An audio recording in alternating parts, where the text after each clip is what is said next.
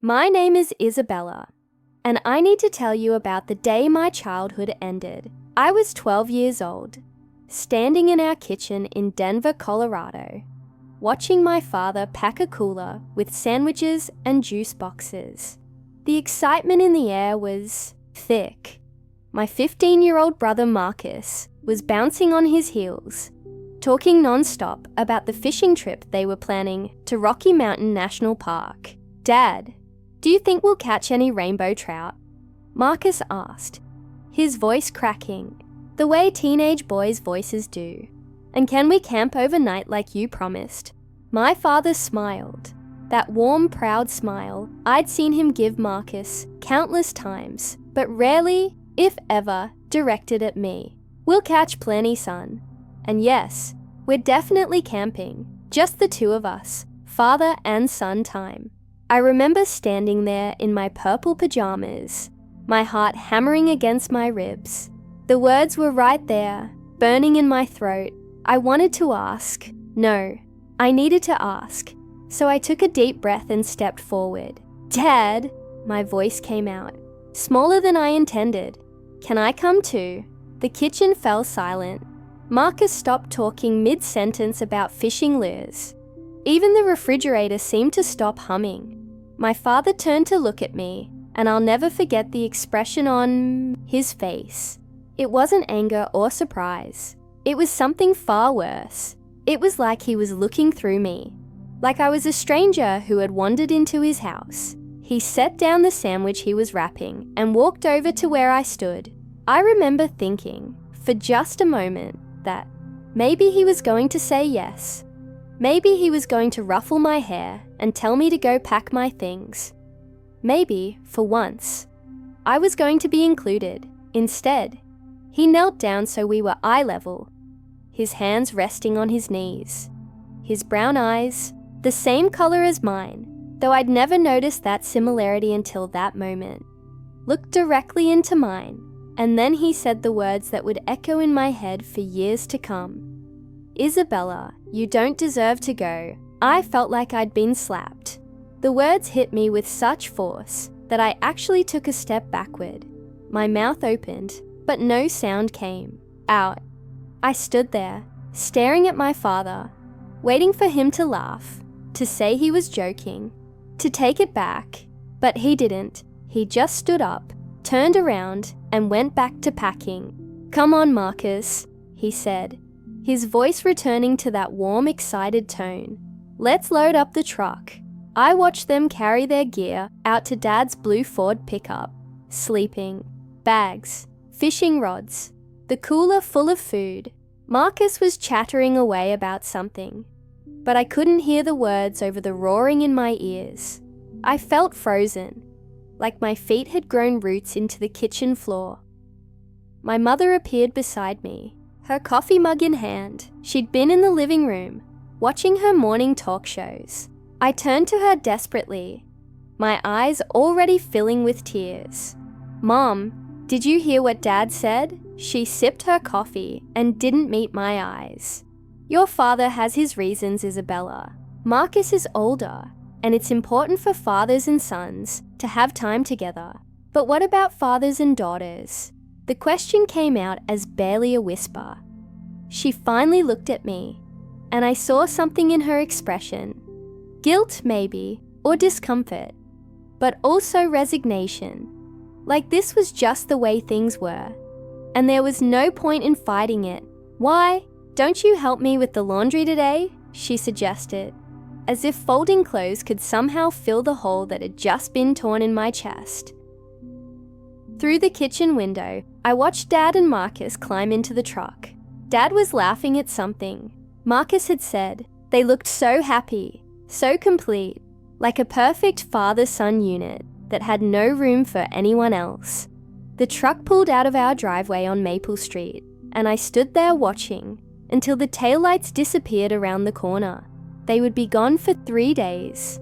3 days of fishing and camping and bonding while I stayed home, wrestling with the question that would haunt me for years. What had I done to not deserve love? That night, I lay in my bed, staring at the ceiling, replaying every interaction I'd had with my father over the past few months. Had I failed a test at school? Had I talked back? Had I forgotten to do my chores?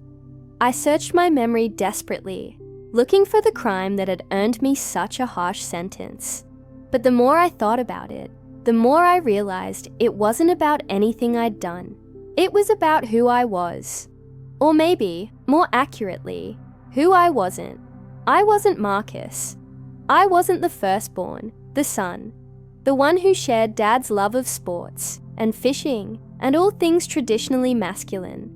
I was just Isabella, the daughter, who liked to read books, who preferred painting to playing catch, who asked too many questions and apparently didn't deserve to be included in the family adventures.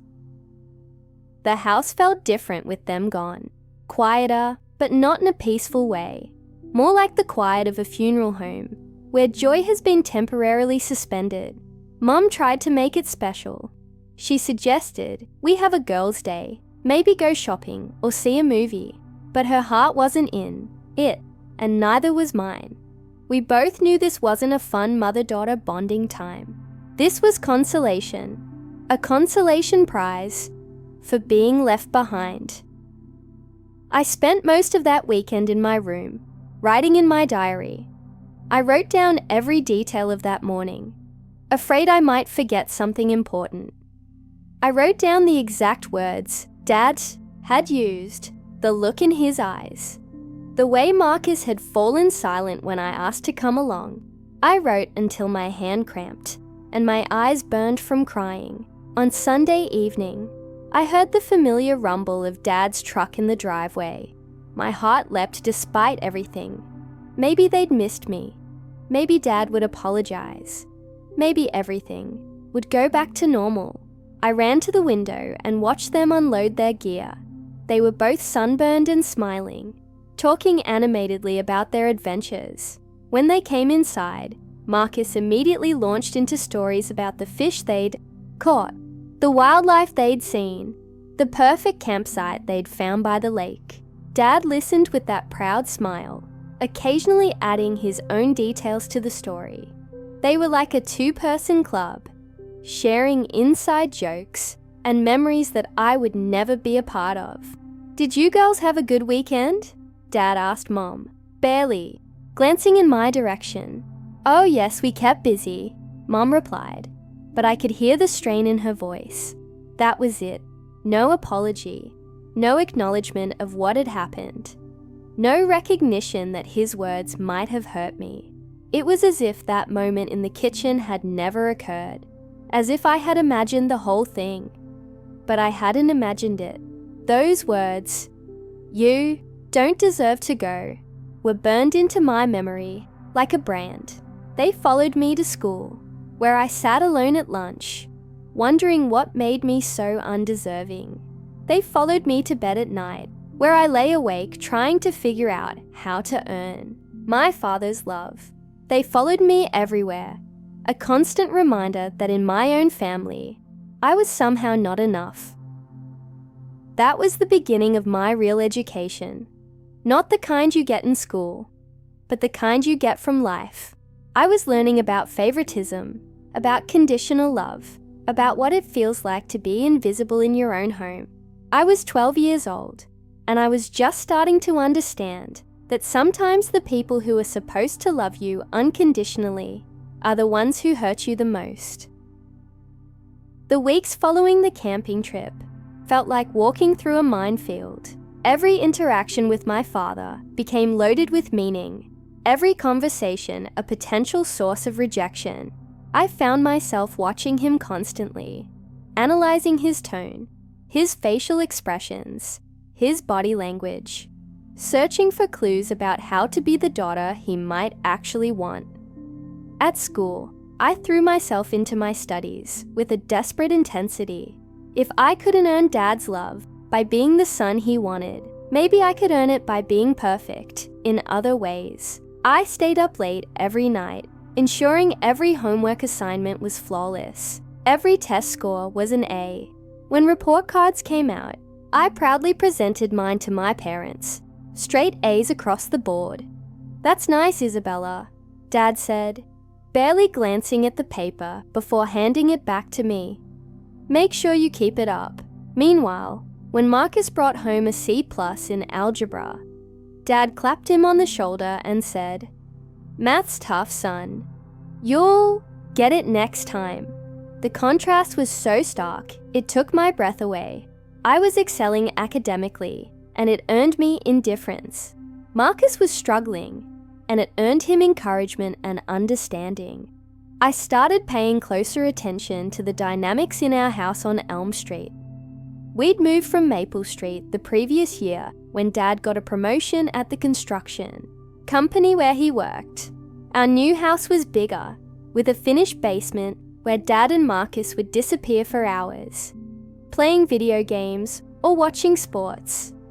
On the big screen TV Dad had installed down there, it was their space, their sanctuary, and I was never invited. During dinner conversations, I noticed how Dad's face would light up when Marcus talked about football practice or his friends, but his expression would grow distant when I tried to share something about my day. I started keeping track in my diary, not consciously at first, but the pattern became undeniable. Dad asked Marcus about his plans, his thoughts, his feelings. When it came to me, the conversations were perfunctory. At best, "How was school, Isabella?" "Good. That's nice." End of conversation. I began to wonder if other families were like this. I started observing my friends' relationships with their fathers more carefully. Sarah's dad came to every one of her soccer games, cheering loudly from the sidelines. Emma's father helped her with her science fair project, spending an entire weekend building a volcano that actually erupted. Lisa's dad took her fishing. Yes, fishing, the very activity I'd been deemed unworthy of. The realization hit me like a punch to the gut. Other fathers loved their daughters. Other fathers spent time with their daughters, were proud of their daughters, included their daughters in family activities. The problem wasn't that I was a girl. The problem was that I was me. This understanding sent me into a spiral of self-improvement that bordered on obsession. I started reading self-help, books from the library, trying to figure out how to be more likable, more worthy of attention. I practiced being funnier, more outgoing, more interested in the things Dad and Marcus enjoyed. I memorized football statistics and tried to join their conversations about games. I asked Dad to teach me how to fish, how to throw a baseball, how to change a tire. "Maybe later, Isabella," he'd always say. "I'm busy right now." But he was never too busy for Marcus. The autumn of my 13th year brought a particularly painful realization. Marcus was struggling in English class, and Dad hired him a tutor, a college student named Jake, who came to our house twice a week to help Marcus with his essays and reading comprehension. I was fascinated by their sessions, often lingering nearby to listen to Jake's explanations of literary themes and writing techniques. One evening, after Jake had left, I approached Dad in his home office. "Dad, I've been thinking about taking some advanced placement classes next year," I said. "Maybe I could use a tutor too, to help me prepare." He looked up from his paperwork, his expression already showing signs of irritation at being interrupted. "You're doing fine in school, Isabella. You don't need extra help. But I want to challenge myself more. I want to take AP Literature and AP History, and maybe those classes are expensive." He cut me off. "And you're already getting good grades. There's no need to make things more complicated." I stood there in his office doorway, watching him return his attention to his papers. The message was clear. Marcus deserved investment, time, money, attention, because his struggles mattered. My ambitions, on the other hand, were unnecessary complications. That night, I overheard my parents talking in their bedroom. Their voices carried through the thin walls of our house. And I found myself frozen in the hallway, listening to a conversation that would change how I saw my family forever. Isabella's been asking about advanced classes again. Dad was saying, "She's a bright kid." Mom replied, "Maybe we should consider it. She's fine where she is. Besides, girls don't need to push themselves so hard academically.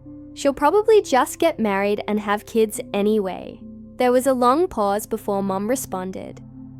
"That's not fair, David. Times are different now. Girls have careers, opportunities. Look, Marcus is going to need to support a family someday. He needs every advantage we can give him. Isabella will be fine. She's pretty enough. She'll find a husband who can take care of her." I pressed my back against the hallway wall, feeling like I might throw up. In my father's mind, I was decoration, something pretty to be passed from his care to another man's care, with no consideration for my own dreams, ambitions, or potential. Marcus was an investment in the future.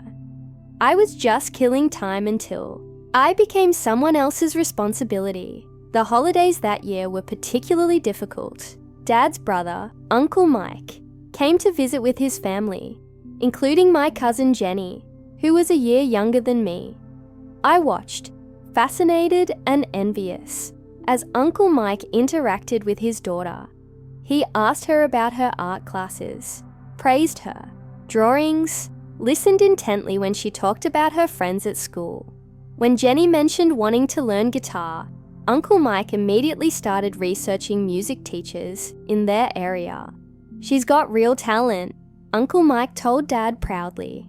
"I want to nurture that, you know. Kids need to know their parents believe in them." Dad nodded and made appropriate sounds of agreement, but I caught him rolling his eyes when Uncle Mike wasn't looking. Later, I heard him complaining to Mom about his brother, spoiling Jenny, and not preparing her for real life. During that same visit, Uncle Mike offered to take all the kids, Marcus, Jenny, and me, to the Denver Museum of Nature and Science. I was thrilled. Finally, an adult male figure who wanted to include me in an activity. We spent the entire day exploring exhibits, and Uncle Mike was endlessly patient with my questions about the planetarium show and the dinosaur fossils. "You're a curious kid, Isabella," he told me as we waited in line for the IMAX theater. "That's a wonderful quality. Don't let anyone tell you that asking questions is a bad thing." I treasured that comment, holding it close, like a precious gem. For one day, I felt what it was like to have an adult man see me as valuable, as worth spending time with, as deserving of attention and respect. When we got home that evening, I was bubbling with excitement, eager to share everything I'd learned with Mom and Dad. I launched into a detailed description of the butterfly exhibit, the hands-on science experiments, the amazing IMAX film about ocean exploration. Dad listened for about 30 seconds before turning to Marcus. "How about you, son? What did you think of the museum?" The conversation shifted entirely to Marcus's experience, and once again, I faded into the background. But this time, I noticed Uncle Mike watching the interaction with a frown on his face. After dinner, I saw him pull Mom aside for a quiet conversation in the kitchen. I couldn't hear what they were saying, but I could see Mom's face growing more and more uncomfortable. That night, as Uncle Mike's family was preparing to leave, he knelt down beside me on the front porch. "Isabella, I want you to remember something," he said quietly, glancing toward the house to make sure no one else could hear. "You are smart, and you are important, and you deserve to have people in your life who recognize that. Don't ever let anyone make you feel otherwise, okay?" I nodded, not trusting my voice to speak without crying. "And if you ever need someone to talk to, someone who will listen, you have my phone number. Promise me you'll call if you need to." I promised, and I meant it. Uncle Mike's visit had shown me that not all adult men were like my father. Some of them actually valued girls, actually saw daughters as worth investing in. The knowledge was both comforting and heartbreaking. Comforting because it meant I wasn't inherently unlovable. Heartbreaking because it highlighted just how absent that kind of support was in my own home. As 8th grade progressed, I found myself becoming increasingly isolated within my own family. I stopped trying to join Dad and Marcus's activities, stopped asking to be included in their plans. Instead, I retreated into my books, my schoolwork, and my diary.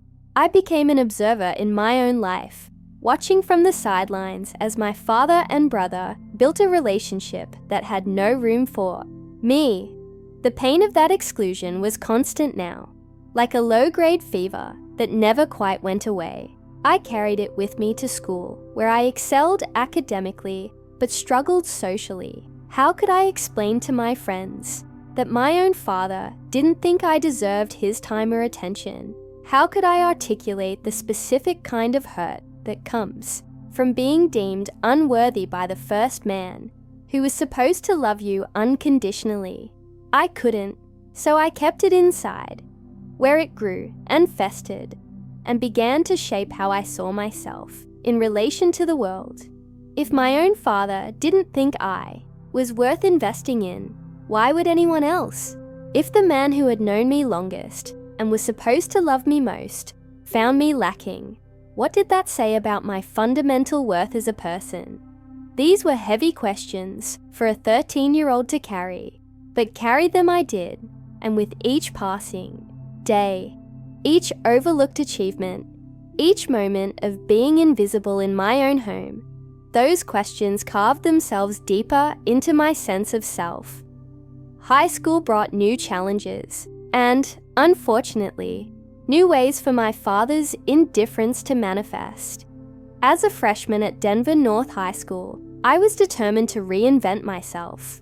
Maybe if I became more social, more popular, more like the girls I saw in movies and TV shows, Dad would finally see me as worthy of his attention.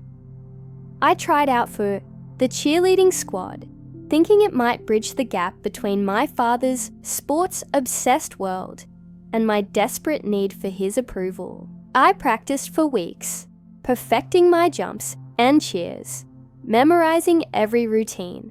When tryout day came, I gave everything I had, and miraculously, I made the team. I rushed home that afternoon, my acceptance letter clutched in my sweaty palm, practically vibrating with excitement. This was it. This was the thing that would finally make Dad proud of me. I burst through the front door of our house, calling out for my parents. "Mom! Dad! I made the cheerleading team!" Mom was in the kitchen, as usual, preparing dinner, her face lit up with genuine joy when she saw my letter. "Oh, Isabella, that's wonderful. I'm so proud of you." Her enthusiasm felt like a warm hug, but it wasn't enough. I needed to hear those words from Dad. "Where's Dad?" I asked, trying to keep the desperation out of my voice. "He's in the basement with Marcus. They're watching some game." I practically flew down the basement stairs, my heart hammering with anticipation. Dad and Marcus were sprawled on the couch, eyes glued to the massive TV screen where some football game was playing. "Dad," I announced breathlessly, "I made the cheerleading team." He glanced over at me briefly, then back at the TV. "That's nice, honey. Can you move a little to the left? You're blocking the screen." I stood there for a moment, still holding my acceptance letter, waiting for more, waiting for him to ask about the tryouts, to congratulate me properly, to show even a hint of the pride I'd seen him display when Marcus made the JV football team the year before. But nothing came. He and Marcus continued watching their game as if I hadn't spoken at all. "The uniforms are expensive." I tried again, thinking maybe practical concerns would get his attention. "But I could get a job to help pay for. We'll figure it out," he said dismissively. "Just let your mother handle the details." I climbed back up those basement stairs, feeling like I was carrying a boulder on my chest. Even my achievements, the things I excelled at, couldn't earn me a place in his world. I was a problem to be managed, a detail to be handled by Mom, not a daughter to be celebrated. Cheerleading itself turned out to be both a blessing and a curse. On one hand, it gave me a social circle, a sense of belonging somewhere. The other girls on the squad became my friends, and for the first time in years, I felt like I had a place where I mattered. On the other hand, it meant spending every Friday night at football games, watching from the sidelines as Dad cheered enthusiastically for Marcus, who had been promoted to varsity by his junior year. I remember one particularly painful game in October of my sophomore year. It was homecoming, and the energy in the stadium was electric. Our team was winning, and Marcus was having one of his best games of the season. Every time he made a good play, I could hear Dad's voice booming from the stands, louder than anyone else's. "That's my boy. That's my son." During halftime, while the cheerleaders performed our routine, I spotted Dad in the crowd. For just a moment, I thought maybe he was watching me. Maybe he was proud of the hours I'd spent perfecting our choreography. But when I followed his gaze, I realized he was looking past me, talking to other parents about Marcus's performance in the first half. After the game, families gathered on the field to congratulate the players. I watched as Dad embraced Marcus, his face glowing with pride and joy. Other parents complimented Marcus on his performance, and Dad soaked up every word like he'd personally scored every touchdown. "That's some son you've got there, David," Sid, Mr. Peterson, whose daughter Katie was on the cheerleading squad with me. "He's really something special. Thanks, Pete." "Yeah, Marcus has been working really hard. I'm proud of him." Mr. Peterson then turned to me, and "Isabella here did a great job with the halftime routine. You girls were fantastic." I held my breath, waiting to see if Dad would echo Mr. Peterson's praise, maybe add something about being proud of me too. Instead, Dad just nodded politely and steered the conversation back to football. "Did you see that pass Marcus caught in the third quarter? Perfect spiral from Johnson, and Marcus pulled it down like it was nothing." I felt invisible standing right there next to him. Here was a perfect opportunity for Dad to express pride in both his children, but only one of us existed in his world. That night, I lay in bed replaying the scene over and over. I thought about all the hours I'd spent practicing routines, maintaining the physical fitness required for cheerleading, memorizing cheers and dances. I thought about the social pressure, the politics of being on the squad, the careful balance of academics and athletics. But none of it mattered to the one person whose opinion I craved most. The pattern continued throughout high school.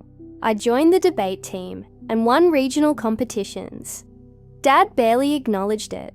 I was inducted into the National Honor Society. He signed the permission slip without comment.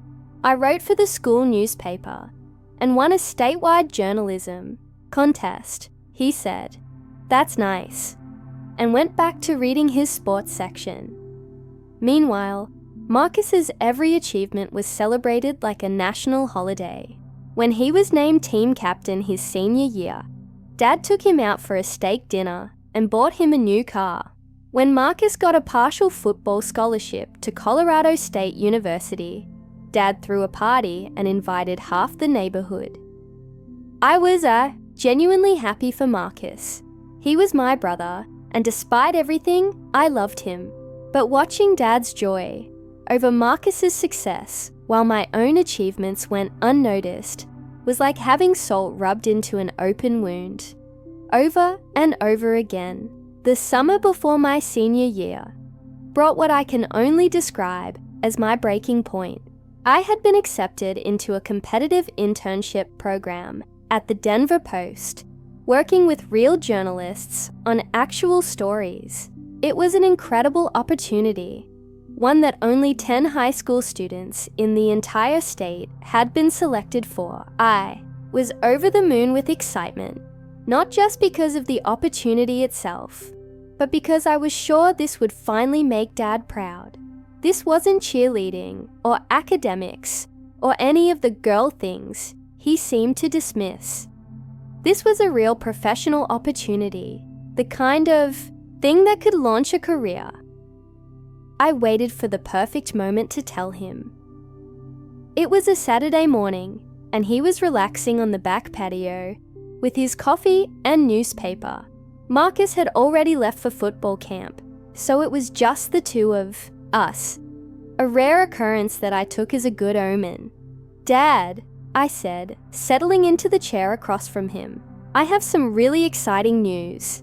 He looked up from his paper with what I interpreted as interest. "Oh yeah? What's that?" I got accepted into an internship program at the Denver Post. It's incredibly competitive. They only chose 10 students from the entire state. I'll be working with real reporters, maybe even getting bylines on actual articles. I paused, waiting for his reaction, expecting congratulations, pride, maybe, even excitement. Instead, he frowned. "How much is this going to cost me?" "It's actually paid," I said quickly. "They pay the interns a small stipend. I won't cost you anything. I might even make a little money." "When does it start?" "Next Monday. I'll be working 4 days a week, through the end of July." His frown deepened. 4 days a week? What about your summer job at the pool?" I had been working as a lifeguard at the community pool for the past 2 summers, earning minimum wage to save money for college. I already talked to my manager. She's letting me work weekends instead. I'll still be making money, just not as much. "So you're giving up guaranteed money for some internship that might not lead anywhere?" I felt my excitement deflating like a punctured balloon. "Dad, this is the Denver Post. It's a real newspaper. This could help me get into a good journalism program in college. Maybe even help with scholarships."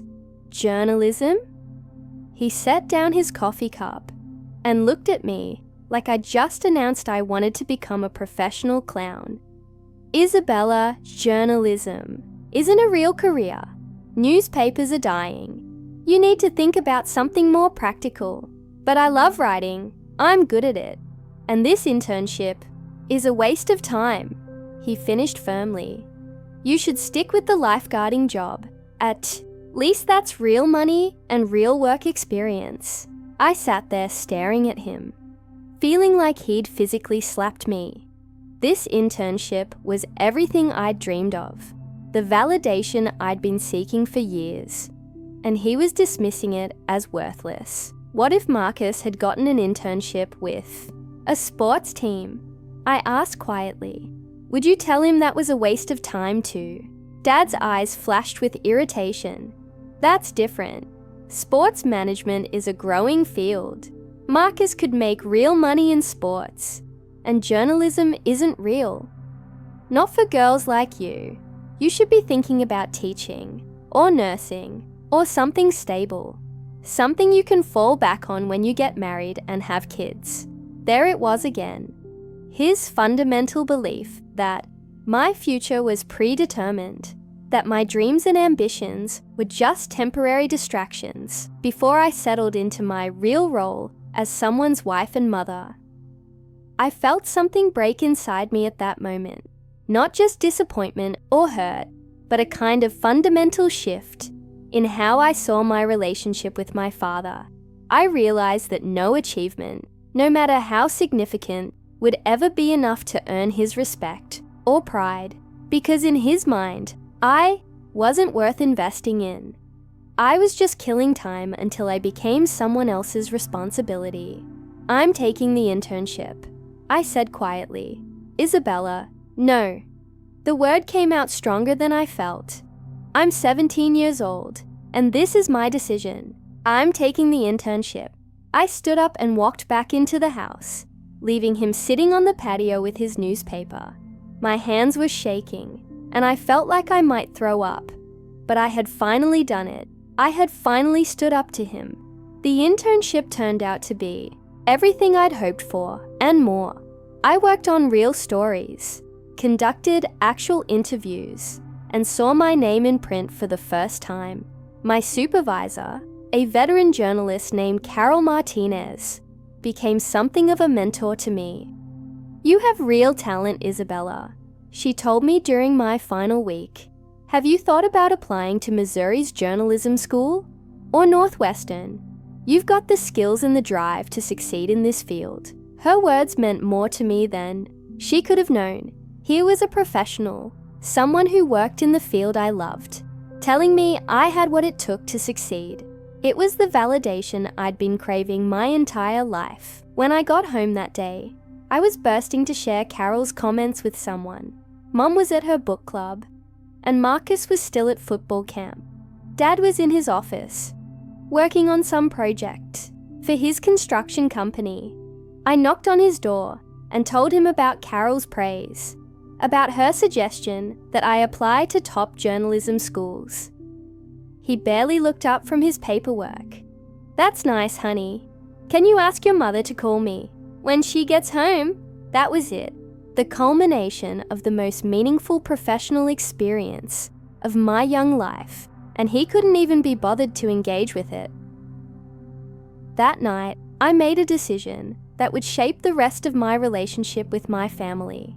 I stopped trying to earn my father's love. I stopped sharing my achievements, stopped seeking his approval, stopped hoping that someday he would see me as worthy of his attention and pride. It wasn't a conscious choice at first, more like a protective instinct, the way you might stop touching a hot stove after getting burned too many times. But gradually, it became a deliberate strategy for survival. If I couldn't have his love, I could at least protect myself from the constant pain of his indifference. I threw myself into my senior year with a new kind of focus. Instead of trying to impress Dad, I concentrated on building the foundation for my own future. I applied to journalism programs at universities across the country, wrote essays about my internship experience, and reached out to professionals in the field for advice and recommendations. Carol Martinez wrote me a glowing letter of recommendation and connected me with alumni from various journalism programs. Other mentors emerged, teachers who recognized my potential, professionals who were willing to invest time in my development. I was building my own network of support, independent of my family's dynamics. But even as I worked toward independence, the wound of my father's rejection remained raw. It affected how I saw myself, how I related to other people, how I interpreted every interaction. The voice in my head that had started as his voice, "You don't deserve to go," had become my own inner critic, constantly questioning my worth, my decisions, my right to take up space in the world. I didn't realize it then, but I was carrying that 12-year-old girl's pain with me everywhere I went. The successful high school student, the award-winning writer, the determined young woman, planning her future. She was all built on a foundation of that fundamental rejection, and until I dealt with that foundation, everything else would remain shaky. College acceptance letters arrived in the spring of my senior year, like pieces of validation I'd been starving for my entire life. Northwestern, Missouri, Syracuse, all the top journalism programs I'd dreamed of had accepted me.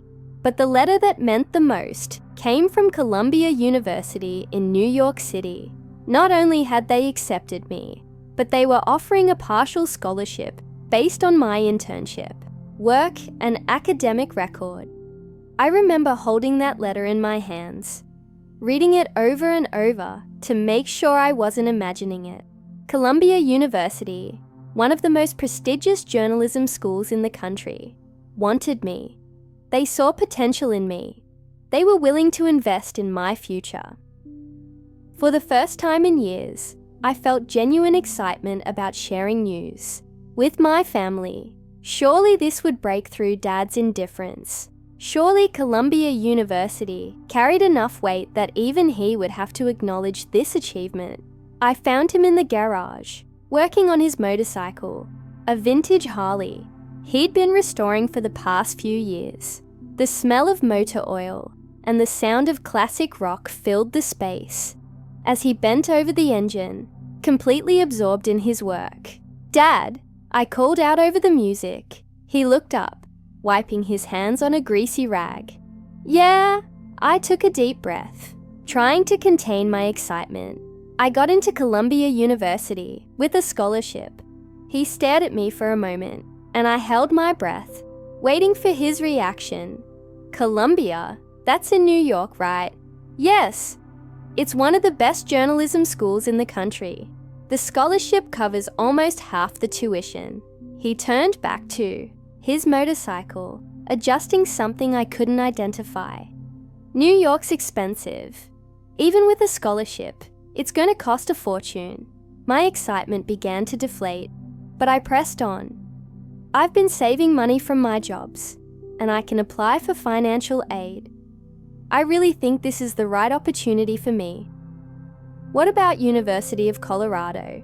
You could live at home, save money, on room and board." The suggestion hit me like a physical blow. Stay home. Continue living under the same roof, where I'd spent years feeling invisible and unwanted. The thought was unbearable. "Dad, this is Columbia. This is my dream school. This could change my entire future." He straightened up and looked at me with that same dismissive expression I'd seen countless times before. "Isabella, you need to be realistic. College is expensive, and journalism isn't exactly a lucrative field. You should think about something more practical." "But I got a scholarship to Columbia University," I repeated, emphasizing each word. "This is a huge achievement." "It's a nice honor," he said, his tone suggesting it was anything but. "But you need to think about the practical side of things. What happens when you graduate with a mountain of debt and can't find a job?" I stood there in that garage, surrounded by the smell of motor oil and the sound of Bruce Springsteen, feeling like I was 12 years old again, being told I didn't deserve to go on the camping trip. Only this time, I wasn't just being excluded from a weekend adventure. I was being discouraged from pursuing my dreams, from attending one of the most prestigious universities in the world. What if this were Marcus? I asked quietly. What if he'd gotten a scholarship to Columbia for sports management or business? Dad's jaw tightened, and I could see I'd hit a nerve. "That's different, and you know it." "How is it different?" "Marcus has responsibilities. He'll need to support a family someday. He needs every advantage he can get, and I don't. I don't have dreams, goals, the potential to build a career. It's not the same thing, Isabella." His voice carried a note of finality that I recognized all too well. This conversation was over, as far as he was concerned. But something had changed in me during those months of working at the Denver Post, of receiving encouragement from professionals who actually valued my abilities. I wasn't the same 12-year-old girl who had accepted his rejection without question. "You're wrong," I said, my voice steadier than I felt. "It is the same thing, and I'm going to Columbia, with or without your support." I turned and walked out of the garage before he could respond, my heart pounding, but my resolve stronger than it had ever been. The next few months were a constant battle. Dad made it clear that if I chose Columbia over a local school, I'd be largely on my own financially. Mom tried to mediate, suggesting compromises that would keep me closer to home. But I could see in her eyes that even she understood the significance of what I was walking away from if I stayed. The breaking point came at my high school graduation. I was the valedictorian, another achievement that should have made any parent proud. As I stood at the podium, delivering my speech to a gymnasium full of families. I could see my parents in the crowd. Mom was beaming, tears streaming down her face. Dad was checking his phone. After the ceremony, families gathered outside for photos and celebrations. I watched as other fathers hugged their graduates, posed for pictures, expressed pride in their children's accomplishments. When it was our turn for family photos, Dad stood stiffly beside me, his smile forced and perfunctory. "Congratulations on the valedictorian thing," he said afterward, like it was a minor achievement, barely worth mentioning. That night, at the graduation party Mom had organized, I overheard Dad talking to Uncle Mike, who had driven down from Boulder for the ceremony. "So Isabella's really going to Columbia?" Uncle Mike was asking. "Yeah, she's determined. I told her it's a mistake, but she won't listen. Dave, she was valedictorian. She got into Columbia with a scholarship. Maybe you should be celebrating instead of discouraging her. Look, Mike, I know you mean well, but I'm her father. I know what's best for her. This journalism thing is just a phase. She'll realize that when she's struggling to pay off student loans. What if it's not a phase? What if she actually succeeds?" There was a long pause before Dad responded. "Then I guess she'll prove me wrong, but I doubt it." I stood in the hallway, listening to my own father bet against my success, and I made a promise to myself. I would prove him wrong, not for him, but for me, for that 12-year-old girl who had been told she didn't deserve to go, for every achievement that had been dismissed, every dream that had been discouraged, every moment I had been made to feel invisible in my own home. The summer before college was tense. I worked 3 jobs to save every penny I could for New York, while Dad made increasingly pointed comments about my poor decision-making and unrealistic expectations. Marcus, who had graduated the year before and was now working construction with Dad while taking classes part-time at the local community college, tried to stay neutral, but I could see he was uncomfortable with the family dynamics. One evening, in late July, Marcus found me on the back porch, working on my laptop. "What you doing?" he asked, settling into the chair next to mine. "Researching apartments in New York, trying to figure out the cheapest way to live without ending up in a place where I'll get murdered." He was quiet for a moment, then, "Isabella, can I ask you something?" "Sure." "Do you really think Dad doesn't love you?" The question caught me off guard. Marcus and I rarely talked about family dynamics directly. "I think he loves the idea of me," I said carefully, "but I don't think he loves who I actually am." "That's not true." "Marcus, when was the last time Dad asked me about my goals, my interests, my thoughts on anything meaningful? When was the last time he showed genuine pride in something I'd accomplished?" Marcus was quiet, and I could see him thinking, trying to come up with examples that would contradict what I'd said. "He's proud of you," Marcus finally said, but his voice lacked conviction. "He's proud of you," I corrected. "Everything you do matters to him. Everything I do is either dismissed or treated like it's somehow less important. Maybe he just doesn't know how to relate to you. You guys are so different." We're different because he never tried to know me. He decided when I was little that I wasn't worth his time, and he's stuck with that decision ever since. Marcus looked uncomfortable. "That's not fair. He works hard to provide for all of us." I'm not questioning his work ethic. I'm questioning why his pride, his attention, his emotional investment are exclusively reserved for you. We sat in silence for a while, listening to the sounds of suburban evening, lawnmowers, kids playing in yards, the distant hum of traffic. "For what it's worth," Marcus said eventually, "I think you're doing the right thing. Going to Columbia, following your dreams. I'm proud of you. Even if Dad has trouble showing it, His words meant more to me than he could have known. Marcus and I had grown up in the same house, but we'd lived completely different childhoods. The fact that he could see the disparity, acknowledge it, even if he couldn't fully understand it, gave me hope that I wasn't crazy, wasn't imagining the rejection I'd experienced for so many years. The day I left for New York was bittersweet. Mom cried, alternating between pride and worry about her baby girl moving so far from home. She had secretly given me a check for $1,000, money she'd saved from her part-time job at the library, with strict instructions not to tell Dad. Dad helped me load my belongings into the car with the efficiency of someone completing an unpleasant chore. When it came time for goodbye, he gave me an awkward hug and said, "Well, good luck with everything. Call your mother." Not, "I'll miss you." Not, "I'm proud of you." Not even, "I love you." Just, "Call your mother." As we drove away from the house on Elm Street, I felt a complex mix of emotions.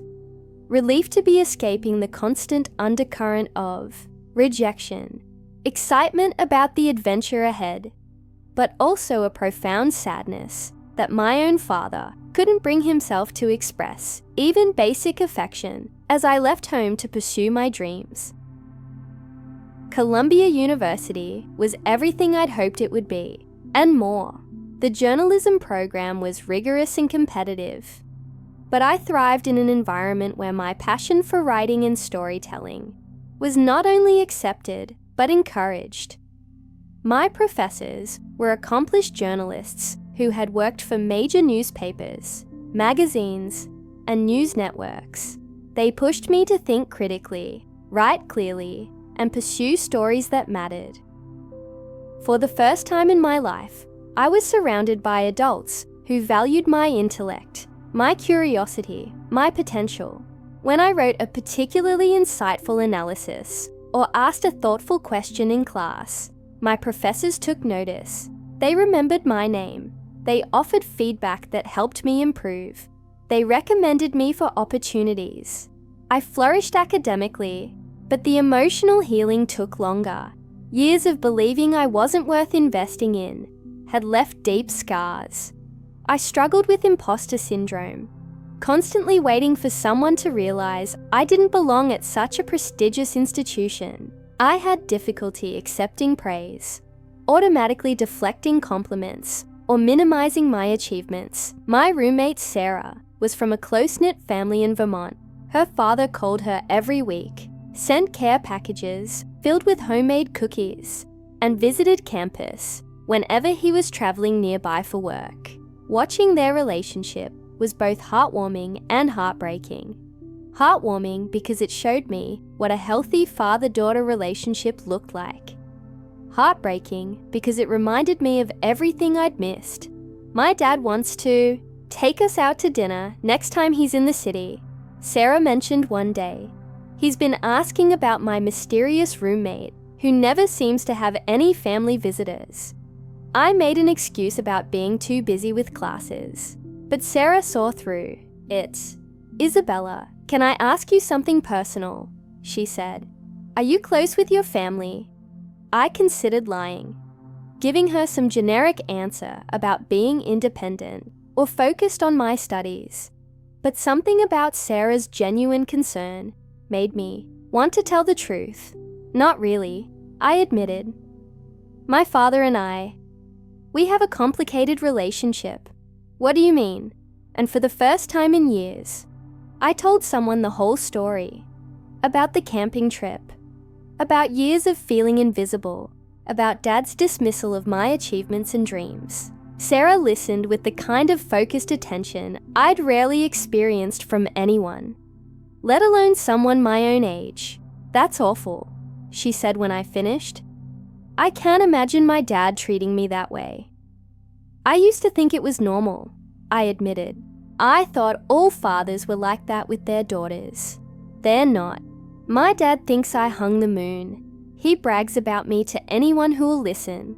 When I got into Columbia, he literally cried. The contrast was stark and painful, but also illuminating. Hearing Sarah describe her relationship with her father confirmed what I'd suspected, but never fully accepted. The problem wasn't me. The problem was my father's inability or unwillingness to value me as his daughter. That realization was both liberating and devastating. Liberating because it meant I could stop trying to earn something that had never been available to me. Devastating because it meant accepting that my own father was fundamentally limited in his capacity to love me. My freshman year flew by in a blur of classes, internships, and new experiences. I wrote for the campus newspaper, interned at a small weekly in Brooklyn, and slowly began to build confidence in my abilities as a journalist.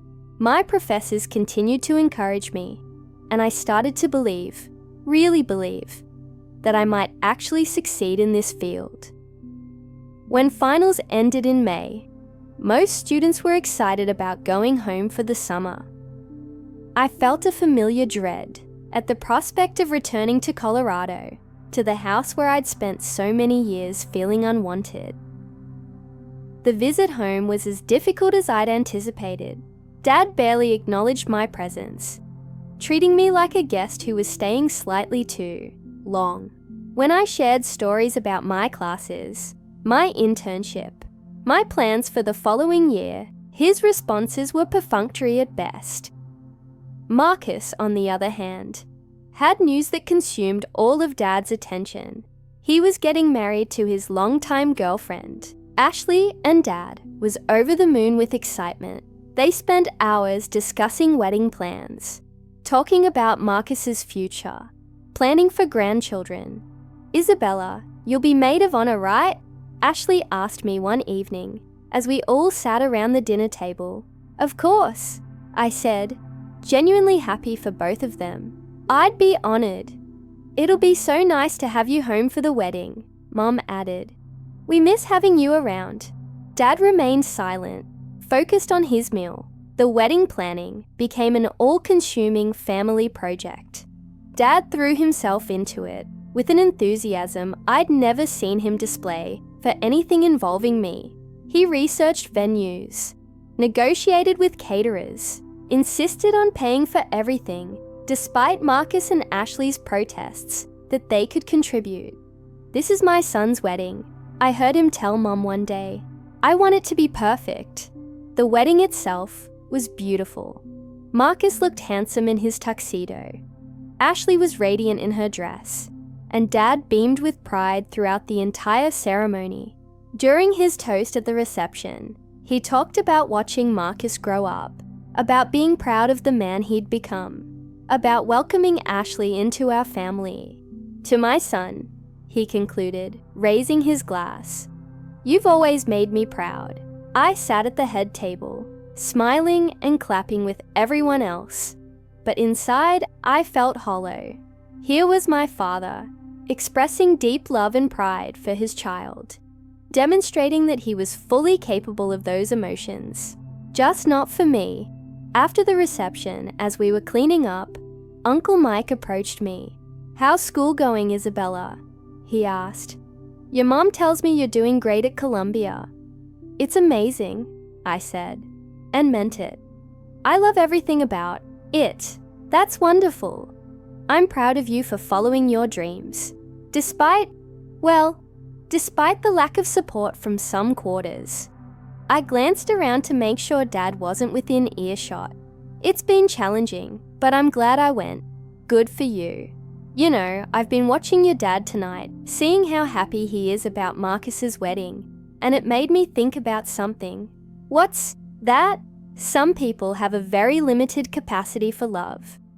They can only see certain types of people as worthy of their attention and affection. It's not about you, Isabella. It's about his limitations." Uncle Mike's words stayed with me as I returned to New York for my sophomore year. The idea that Dad's rejection said more about him than about me was something I'd intellectually understood, but never fully internalized. But seeing his joy at Marcus's wedding contrasted with his indifference toward my achievements, made the truth undeniable. I threw myself into my studies with renewed focus. If I couldn't have my father's love and support, I would build something even better. A life and career that fulfilled me, regardless of his opinion. I took on challenging assignments, pushed myself to cover difficult stories, and began to develop my own voice as a writer. During my junior year, I had the opportunity to interview a prominent feminist author who was speaking at Columbia.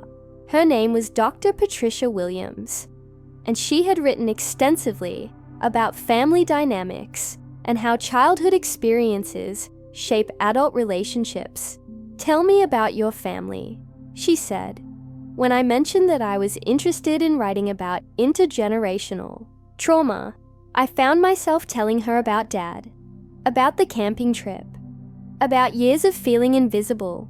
She listened with the kind of professional attention that made me feel heard and understood. "It sounds like you experienced what we call emotional neglect," she said when I finished. "It's a form of childhood trauma that's often overlooked because it's not dramatic or obvious, but it can be just as damaging as more visible forms of abuse." I never thought of it as trauma, I admitted. "I mean, he never hit me or anything. Trauma isn't just about what happens to you," Dr. Williams explained. "It's also about what doesn't happen. Children need to feel seen, valued, and loved by their parents. When that doesn't occur, it creates a wound that can take years to heal." Her words gave me a framework for understanding my experience that I'd never had before. I wasn't being dramatic or oversensitive. I had experienced something real and significant, something that deserved acknowledgement and healing. That conversation led me to seek counseling at the university's mental health center. For the first time, I began to process not just what had happened in my childhood, but how it had shaped my sense of self-worth, my relationships, my entire worldview.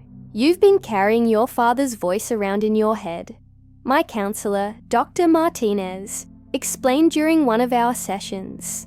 "That 12-year-old girl who was told she didn't deserve to go is still influencing how you see yourself." How do I change that?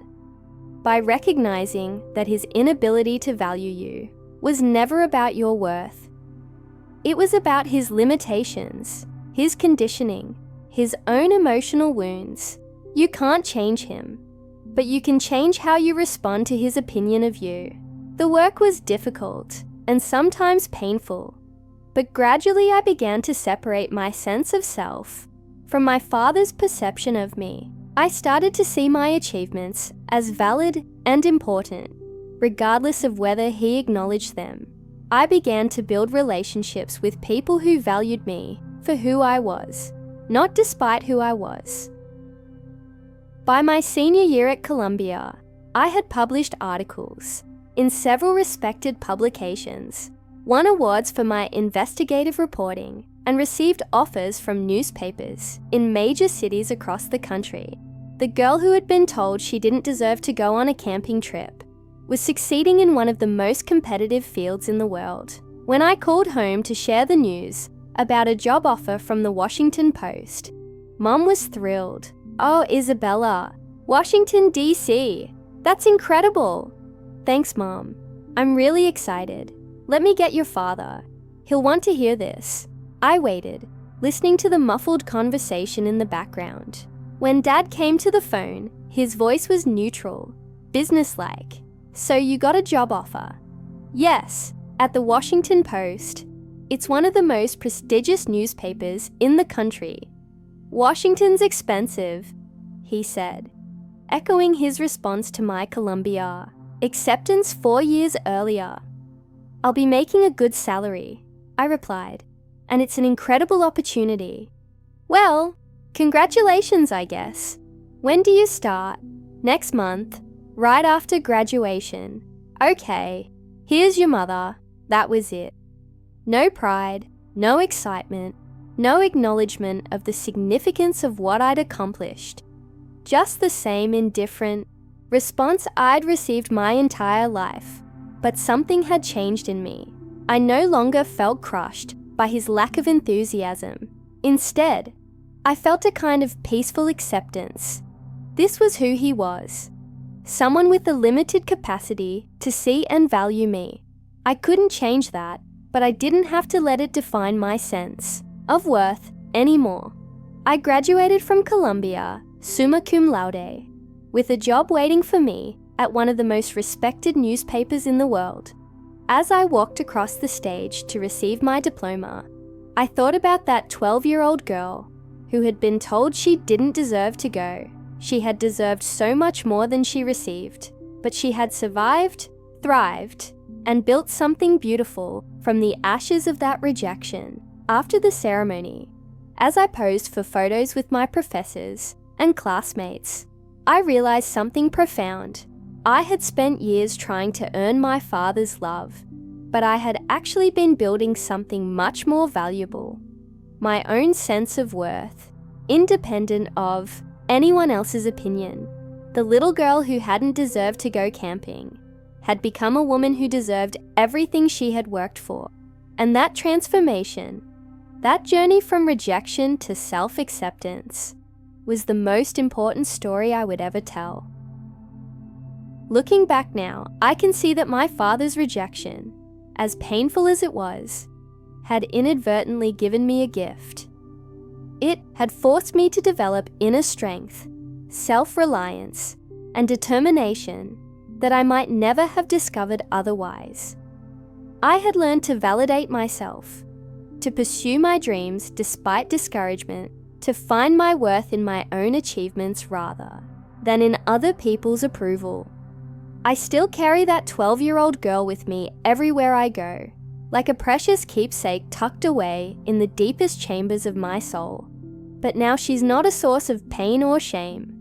She's become a living, breathing reminder of my resilience, my courage, my absolute and unwavering refusal to accept the crushing limitations that others tried so desperately to impose on me. She sits quietly in the corner of my heart, no longer the frightened, confused child who believed with devastating certainty that she wasn't enough, that she would never be enough, but a fierce little warrior with blazing eyes who reminds me daily not just of what I survived, but of how I transformed that survival into strength. She whispers to me in moments of doubt, her voice clear and determined, reminding me that sometimes, more often than we'd like to believe, the people who should love us most unconditionally, who should be our greatest champions and fiercest protectors, are paradoxically the least capable of seeing our worth.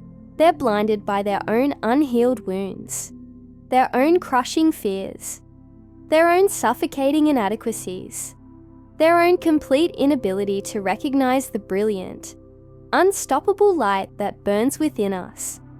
They're so consumed by their own darkness that they can't bear to acknowledge the brightness in others, especially in those closest to them. But that fundamental tragic failure on their part, that inability to love what deserves to be loved, doesn't diminish our value, not by a single measure, not by even the smallest fraction. My story isn't about a father who eventually learned to love his daughter, who had some grand cinematic epiphany in his golden years and suddenly realized the magnitude of his mistakes. It's not about a family that found their way back to each other through carefully orchestrated tears and perfectly timed apologies and those heartfelt, soul-bearing conversations around a candlelit dinner table that seem to solve everything. Sometimes, perhaps more often than we want to admit, real life doesn't offer those neat, satisfying Hollywood resolutions we've been conditioned to expect from movies and television shows. Those impossibly tidy endings where everyone hugs and forgives and learns valuable lessons while the music swells dramatically in the background. Sometimes the people who hurt us most profoundly never change, never grow, never evolve beyond their own limitations. They never acknowledge the deep, lasting damage they've inflicted, never even recognize that such damage exists at all. They continue living in their own carefully constructed reality, where they are the victims, where they are the ones who were wronged, where they are the ones deserving of sympathy and understanding. They take their justifications and their excuses and their stubborn inability to see truth to their graves, leaving behind a trail of broken hearts and wounded souls who had to learn to heal themselves. Instead, my story is about something far more powerful, far more meaningful, far more extraordinary. It's about a girl who learned to love herself fiercely, completely, unconditionally, despite the glaring, painful absence of the love she should have received from the moment she drew her first breath. It's about discovering that self-love isn't selfish or narcissistic, but rather the most radical act of rebellion against a world that told her she was unworthy. It's about finding your own voice, strong, clear, unwavering, when the people around you not only refuse to listen, but actively work to silence you, to diminish you, to convince you that your thoughts and feelings and dreams don't matter. It's about understanding, deep in your bones, in every fiber of your being, that you deserve everything you're brave enough to pursue, everything you're willing to fight for, everything you can envision for yourself, regardless of who believes in you, regardless of who stands in your corner, cheering you on, regardless of who thinks you're worthy of success, or happiness, or love. It's about learning that validation doesn't come from external sources. It comes from within, from that unshakable knowing that you are enough, exactly as you are, with all your flaws and imperfections and beautiful contradictions. That camping trip I wasn't allowed to go on all those years ago, that seemingly small rejection that felt like the end of the world to my 12-year-old heart, I realize now, with the profound clarity that only comes with time and distance, and the wisdom earned through countless battles fought and won, that I've been on a much longer, infinitely more important, more transformative journey ever since. The journey to discovering my own worth, my own unbreakable strength, my own unshakable belief in who I am and what I'm capable of achieving. This journey has taken me through valleys of self-doubt so deep, I thought I might never climb out, across deserts of loneliness so vast, I wondered if I'd ever find an oasis of belonging, up mountains of challenge so steep, I questioned whether I had the strength to reach the summit. But with each step, each stumble, each moment, I chose to keep going when giving up would have been easier. I've discovered pieces of myself I never knew existed. I've uncovered reserves of courage I didn't know I possessed, depths of compassion I didn't know I was capable of, and a fierce determination that burns brighter than any doubt or fear. And unlike that weekend in the mountains that I missed, unlike that adventure I was deemed unworthy of by people who should have seen my potential, this is a trip I took entirely by myself. No one handed me a detailed map with all the shortcuts marked. No one packed my bags with everything I might need. No one told me I was ready or gave me permission to begin. I simply decided, in one moment of quiet clarity, that I was worth the journey, worth the struggle, worth the uncertainty, worth the risk of failing or getting lost along the way. And I absolutely, completely, undeniably deserved to go. I deserved to discover who I could become when no one was there to tell me who I should be.